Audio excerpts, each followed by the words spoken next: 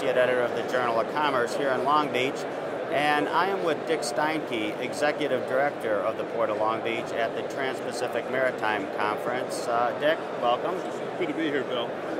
Dick, you cannot talk about the ports of Long Beach and Los Angeles these days without mentioning the environment.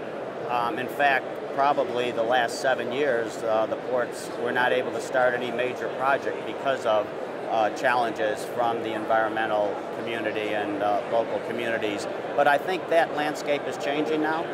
Absolutely. I think over the last several years with the Port of Long Beach's Green Port Policy, the Clean Air Action Plan adopted by the ports of LA and Long Beach, we've taken some huge steps to reduce our environmental footprint and be able to get some of these projects that have been delayed for many years.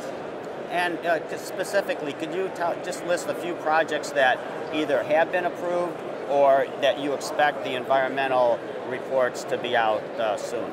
A good example is our Middle Harbor project, where we will redevelop 2 aging terminals into 1 modern green facility. That was approved by our board and the City Council by a 9-0 vote in May of '09. We also have the EIR out for the Gerald Desmond Bridge. We'll be doing the Pier S Terminal Improvement Project and a couple of rail facilities in the coming months. And on the Port of LA side, they've had a number of projects with China Shipping and the Trade Pack facility that have approved environmental documents. So the Green Port Policy and the Clean Air Action Plan have really been a springboard to allow us to get these environmental documents approved. And of course, the reason the approval of these documents is so important is that the ports have to build. Now, talking about expanding capacity after the worst year in the history of containerization maybe sounds not very bright at this point, but I think you do anticipate growth returning, and you have to develop your facilities to be able to accommodate that growth?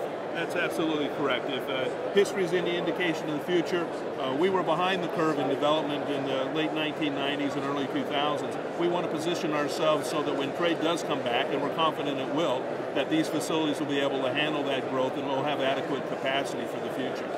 And I think we have a window of opportunity here at least until 2014, when the Panama Canal is widened, and that will affect the effectiveness of the East Coast ports and will make them even more competitive. The larger ships that already call here on the West Coast will be able to call on the East Coast. The projects that you cited, will they be pretty much complete by the time the Panama Canal is opened, and therefore you will be able to maintain your competitive position? Most of those projects will either be completed or in progress by that time. And again, I think we've taken some of those environmental bruises. We're in good shape, and as I've told my colleagues, it's coming to a port near you. So we anticipate that we will be in a good position to handle that trade in the coming years. And I think that's an excellent way to end the interview on a positive note. Dick, thanks again. Thanks, Bill.